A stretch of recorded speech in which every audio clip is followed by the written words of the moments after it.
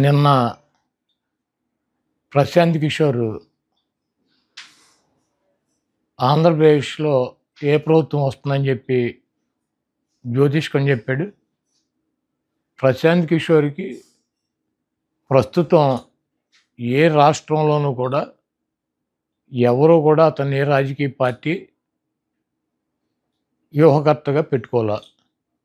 అతనికి ఉన్నటువంటి ఐప్యాక్లోంచి కూడా అతన్ని తరిమేశారు. ఐప్యాక్ టీము వైఎస్ఆర్ కాంగ్రెస్ పార్టీకి ఇప్పుడు కూడా పనిచేస్తుంది ఋషి ఆధ్వర్యంలో. లగడపాటి రాజగోపాల్ లాగా ఇతను కూడా జ్యోతిష్కం చేయడం మొదలెట్టాడు. ఇతనికి వృత్తి ఏదన్నా ఒక రాజకీయ పార్టీని గెలిపించాలంటే డబ్బు తీసుకుని ఆ పార్టీ కోసం పనిచేస్తాడు వ్యూహకర్త. ఇతను తీసేసిన తహసీల్దారు ఐప్యాక్లోంచి తరిమేస్తే అతనికి ఎటువంటి టీము లేకుండా బీహార్లో ఒక రాజకీయ పార్టీ పెట్టి పాదయాత్ర చేసి డిజాస్టర్ అయిపోయి డిస్పోజల్ అయిపోయాడు. ఎవడో కూడా పెట్టుకునేటువంటి పరిస్థితి లేదు. చంద్రబాబు లాంటి పనికిరాని వ్యక్తుల దగ్గర ప్యాకేజ్ తీసుకుని డబ్బులు తీసుకుని అతను జ్యోతిష్కం చదువుతున్నాడు. అంటే పీకే చెప్తే ఈ రాష్ట్ర ప్రజలను 2-3% ఓటు మారుతుందేమోనని చెప్పి చంద్రబాబు నాయుడు ఆశ. కేసీఆర్ మళ్ళీ అధికారంలోకి వస్తాడు. ప్రతిపక్ష పార్టీలకు సరైనటువంటి నాయకుడు లేడు కాబట్టి కేసీఆరే మళ్ళీ అధికారంలోకి వస్తాడని చెప్పి ఇదే పీకే తెలంగాణ ఎన్నికల ముందు చెప్పాడు.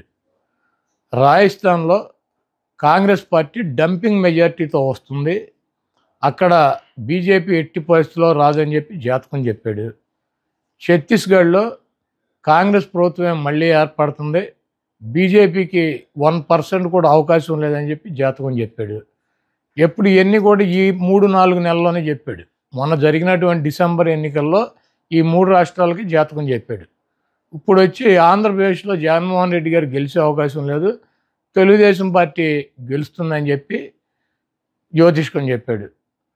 ముందు జగన్మోహన్ రెడ్డి గారికి కంగ్రాచులేషన్స్ చెబుతున్నాం. ఎందుకంటే ఇటువంటి పనికిరాని తీసేసిన తహసీల్దారులు లగడపాటి రాజగోపాల్ గారు, ఈ పీకే, ఇటువంటి వాళ్ళు డబ్బులు తీసుకుని సర్వేలు చేయకుండా ఎక్కడా కూడా పని చేయకుండా నోటికి వచ్చినట్టు పిచ్చివాగుడు వాగి ప్రజల్ని ఏమన్నా 2%, 1% నోటలుగా ఆలోచించేవాడు ఓటు ఏమన్నా చంద్రబాబుకి వేయించాలని చెప్పి విశ్వ ప్రయత్నాలు చేస్తున్నారు. ఇటువంటి పనికిరానటువంటి వ్యక్తులు చెప్పేటువంటి మాటలను ఈ రాష్ట్ర ప్రజలు పట్టించుకోరు. జగన్మోహన్ రెడ్డి గారి ప్రభంజనాన్ని ఆపగలిగినటువంటి శక్తి కానీ సామర్థ్యం కానీ ఈ పీకేలకి చంద్రబాబు నాయుడుకి ఇటువంటి వేస్ట్ ఫెలోస్కి లేదు. జగన్మోహన్ రెడ్డి గారు ఈ రాష్ట్రంలో గతంలో వచ్చినటువంటి 151 సీట్ల కన్నా పెచ్చు సీట్లతో అధికారంలోకి రాకపోతున్నారు. అటువంటి జగన్మోహన్ రెడ్డి గారి మీద ఎవరి దగ్గర డబ్బులు తీసుకొని ఇటువంటి చిల్లర వాగుడు వాగే అటువంటి పీకే లాంటి వెధవల గురించి పెద్ద పట్టించుకోవాల్సిన అవసరం లేదని చెప్పి చెప్తున్నాను.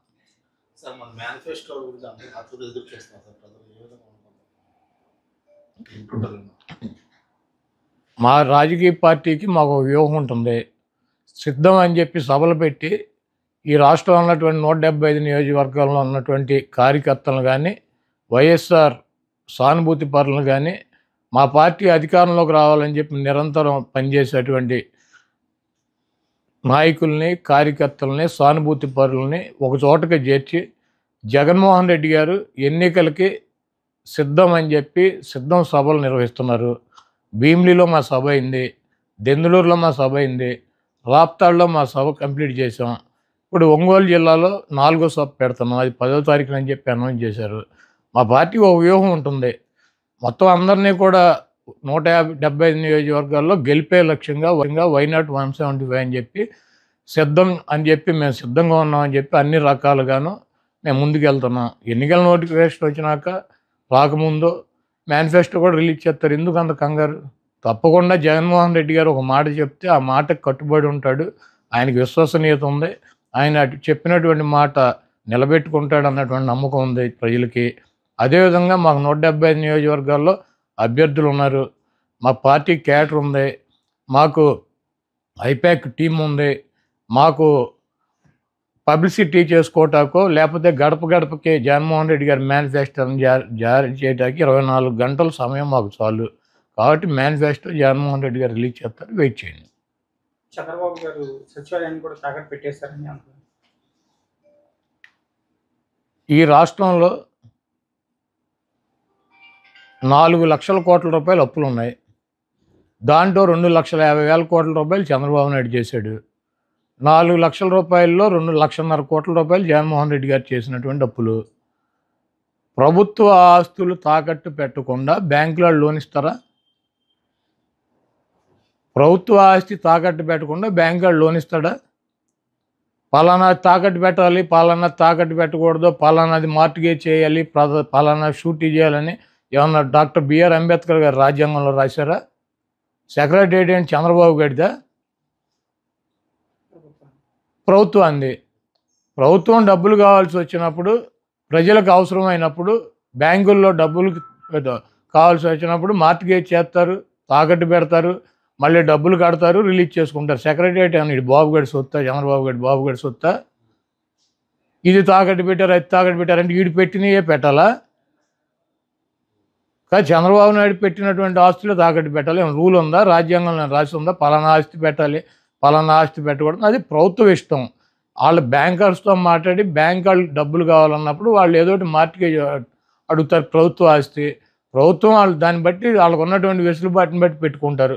సెక్రటేరియట్ పెట్టేశారు. సెక్రటేరియట్ ఎంత? 10 ఎకరాల పొలం. దాన్ని తాకట్టు పెడితే దాని విలువ ఎంత? 10 కోట్లు, లేకపోతే ఎకరం 20 కోట్లు ఉంటుంది, 2 కోట్లు ఉంటుంది, 20 కోట్ల ఆస్తి. ఒక సచివాలయమే పెట్టారా? నువ్వేం పెట్టలేదా గతంలో? ఈ చంద్రబాబు నాయుడు అనేవాడు ఒక చిల్లర రాజకీయ నాయకుడు. ఆయన చేస్తే సంసారం, పక్కన వాళ్ళు చేస్తే వ్యభిచారం అని చెబుతాడు. కాబట్టి ఇటువంటి చంద్రబాబు లాంటి 420 మాటలు ప్రజలు పెద్ద పట్టించుకునే పరిస్థితులు లేరు. చంద్రబాబు నాయుడుకి అభ్యర్థులు ప్రకటించుకునేటువంటి పరిస్థితి లేదు. చంద్రబాబు నాయుడు అలయన్స్లో పక్కన వాళ్ళని నమ్మించేటువంటి పరిస్థితి లేదు. ఆ ఓట్ బ్యాంకు ట్రాన్స్ఫర్ అయ్యేటువంటి పరిస్థితి లేదు. నేను ఒకటే అడుగుతున్నా, చంద్రబాబుని సమాధానం చెప్పమానండి. 30 మంది పైన తన సామాజిక వర్గం 3% ఉన్న వాళ్ళకి 30 మంది కమ్మ వాళ్ళకి సీట్లు ఇచ్చాడు చంద్రబాబు నాయుడు. పవన్ కళ్యాణ్ అడ్డం పెట్టుకొని కాపులు ఓట్లు గంపగుత్తగా వేయించుకోవాలని ప్రయత్నం చేస్తున్నాడు. 20% పైన ఉన్నటువంటి సామాజిక వర్గానికి ఆయన ఇచ్చిన సీట్లు ఎన్ని? 24గా? ఆయన కులానికి ఇచ్చుకున్నటువంటి 30 సీట్లు ఆయన ఇచ్చేసుకున్నాడు ఆయన పార్టీలో. మరి 20% సామాజిక వర్గం ఉండి వాళ్ళ ఓట్లతో గెలవాలని చెప్పి ప్రయత్నిస్తున్నటువంటి చంద్రబాబు పవన్ కళ్యాణ్కి ఇచ్చే సీట్లన్నీ 24గా? దాంట్లో అసలు 10-14 సీట్లు తెలుగుదేశం పార్టీ పోటీ చేసినా ఓడిపోయేటువంటి డిస్పోజల్ సీట్లు ఇచ్చాడు. ఇవన్నీ ఆ సామాజిక వర్గం గమనించట్లేదా? చంద్రబాబు నాయుడికి బుద్ధి చెప్పరా? 3% తన కులానికేమో 30 సీట్ల, 20% ఉన్నటువంటి ఆ సామాజిక వర్గం గంపగుత్తగా ఓట్లన్నీ ఎంచుకోవాలని ప్రయత్నిస్తున్నటువంటి ఒక రాజకీయ పార్టీకి 24 సీట్ల ఇవ్వటానికి ఈయనకన్నా సిగ్గు ఉండాలి, తీసుకోవటానికి ఆయనకన్నా ఉండాలి. వీళ్ళిద్దరికి లేనప్పుడు ఓటు వేయటానికి సిద్ధంగా ఉంటారా? ఈ ఓటు ట్రాన్స్ఫర్ అవుద్దా, ఆ ఓటు ట్రాన్స్ఫర్ అవుద్దా? మేమిద్దరం కలిసాము, మీ ఇద్దరు కలిస్తే జనసేన పెట్టింది రాజ్యాధికారం కోసం అని చెప్పాడు పవన్ కళ్యాణ్ గారు. ఎప్పుడు కమ్మారెడ్డి వాళ్ళైనా అధికారంలో ఉండేది, ఎస్సీ ఎస్టీ బీసీ మైనార్టీ కాపులకి రాజ్యాధికారం తీసుకొస్తమే నా లక్ష్యం అని చెప్పాడు. ఆ లక్ష్యం అని చెప్పి ఆయన పార్టీ పెడితే ఆ సామాజిక వర్గం కొన్ని వర్గాలు పవన్ కళ్యాణ్ వెనకాల తిరుగుతున్నారు. తిరుగుతూ ఇప్పుడు ఏం చెబుతాడు? వచ్చి 24 సీట్లు తీసుకుని నేను ఆ 24 సీట్లు తీసుకోవటం ఎక్కువ, నాకు బలం లేదు, మా వాళ్ళు ఎవరు భోజనాలు పెట్టరు, ఎలక్షన్లో పోటీ చేస్తే భోజనాలు పెట్టరా? 20% సామాజిక వర్గం ఉన్నాళ్ళు ఏ నియోజకవర్గం తీసుకుంటాడు? తీసుకోమని 2 లక్షల మందికి భోజనాలు పెడతారు వాళ్ళు. ఇవన్నీ పిచ్చి మాటలు. చంద్రబాబు నాయుడు ఈ రాష్ట్రానికి వెన్నుపోటుకి బ్రాండ్ అంబాసిడర్లు ఎవరో? ఈ రాష్ట్రంలో వెన్నుపోటు అనగానే ఇద్దరు గుర్తొస్తారు. ఒకడు చంద్రబాబు నాయుడు, 2 నాదెండ్ల. పవన్ కళ్యాణ్కి అటు ఒకటి ఇటు ఒకటి ఎవడుంటాడు? ఈ పక్క ఏమో నాదెండ్ల మనోహర్ కూర్చుంటాడు, ఈ పక్కన చంద్రబాబు నాయుడు కూర్చుంటాడు. మనం సిద్ధం సభలో చూసాంగా, ఇద్దరు బ్రాండ్ అంబాసిడర్ల వెన్నుపోటుకి ఒకడేమో వెనకాలే తిరుగుతూ ఉంటాడు, ఇంకోడేమో ఎప్పుడు కావాలంటే అప్పుడు వెళ్ళి కలిసి వస్తూ ఉంటాడు. వీళ్ళిద్దరూ కలిసి పవన్ కళ్యాణ్ ఏం చేస్తారు? ఈ రాష్ట్ర ప్రజలకు తెలియదా? ఆయన పార్టీ కేడర్కి తెలియదా? ఆ సామాజిక వర్గానికి తెలవదా? ఈరోజు పవన్ కళ్యాణ్ని రక్షించుకోవాల్సినటువంటి అవసరం చంద్రబాబు దగ్గర నుంచి జన సైనికులకి, ఆయన పార్టీకి మద్దతు ఇచ్చేటువంటి ఓట్ బ్యాంక్కి వాళ్ళకు ఉంది. ఎందుకంటే ఎన్టీ రామారావు లాంటి మహానుభావుడిని వాళ్ళిద్దరూ వెన్నుపోటు పొడిచి అవతల పారేశారు. ఈ పవన్ కళ్యాణ్ ఎంత ఆయనతో పోల్చుకుంటే? అధికారంలో ఉండి ముఖ్యమంత్రి పీఠం మీద ఉన్నాడని కోల్దోసి పక్కన పడేశారు ఇద్దరు, నాదెండ్ల నారావారు. పవన్ కళ్యాణ్ ఎంత? 24 సీట్లు ఇచ్చి దాంట్లో 14 సీట్లు అసలు ఓడిపోయే సీట్లు ఇచ్చి చంద్రబాబు నాయుడు ముఖ్యమంత్రి అవ్వాలి, జనసేనకి సీట్లు రాకూడదు, ఆ ఓట్ బ్యాంక్తో ఈయన ఒక 100-150 సీట్లు సాధించాలని నేను ప్రయత్నం. ఇవన్నీ రాష్ట్ర ప్రజలు గమనించట్లేదా? నేను ఒకటే అడుగుతున్నా, నీ సామాజిక వర్గం 3% ఉంది, 30 సీట్లు ఇచ్చుకున్నావు.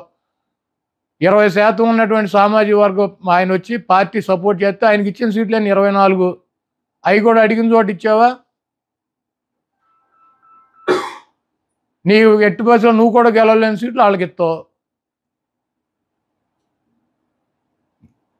వెన్నుపోటుకి బ్రాండ్ అంబాసిడర్లు ఇద్దరూ కూడా పవన్ కళ్యాణ్ గారికి కుడి వెడమ ఆయన్ని పట్టుకొని ఆయనతో నడిపిస్తున్నారు. ఇది పూర్తిగా సీటుల్లో వెన్నుపోటు. రేపు ఎన్నికల్లో పవన్ కళ్యాణ్ గారిని ఏదో మేము జగన్మోహన్ రెడ్డి గారు ఓడిస్తాకి ప్రయత్నం చేస్తున్నాడని ఎల్లో మీడియా వేస్తుంది. భీమవరంలో ఓడిస్తాకి, అక్కడక్కడ పిఠాపురంలో ఓడిస్తాకి మేమెట్టా ఓడిస్తాం? ఇప్పుడు భీమవరంలో 54,000 ఓట్లు టీడీపీకి వచ్చినాయి, 60,000 ఓట్లు పవన్ కళ్యాణ్ గారికి వచ్చినాయి, 70,000 మాకు వచ్చినాయి, మా 70 మాకు ఉంటాయి. ఆ 60ని 54 కలిస్తే మేమెట్ట ఓడిస్తాం? పక్కగా పవన్ కళ్యాణ్ ఓడించే తెలుగుదేశం పార్టీ.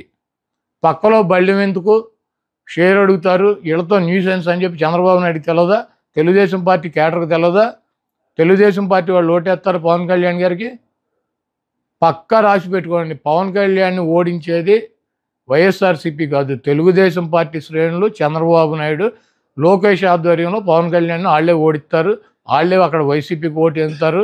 కాబట్టి మేము పవన్ కళ్యాణ్ని ఓడించాలనో, చంద్రబాబును ఓడించాలనో, లోకేష్ను ఓడించాలనో, లేకపోతే పలానా వ్యక్తిని ఓడించాలని చెప్పి వైఎస్ఆర్ కాంగ్రెస్ పార్టీకి టార్గెట్లు ఉండవు.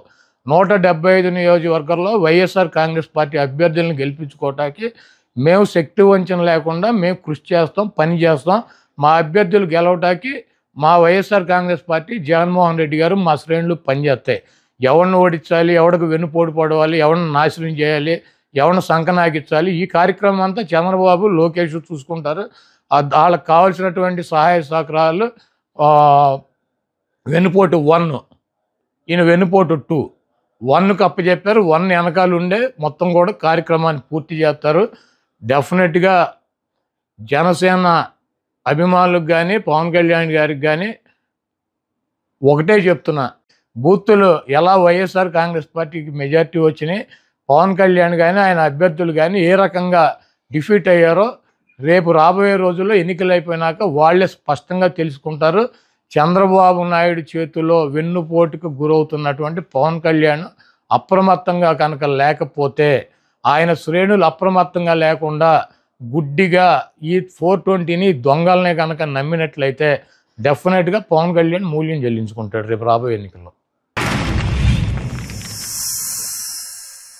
Like and subscribe Eagle Media Works.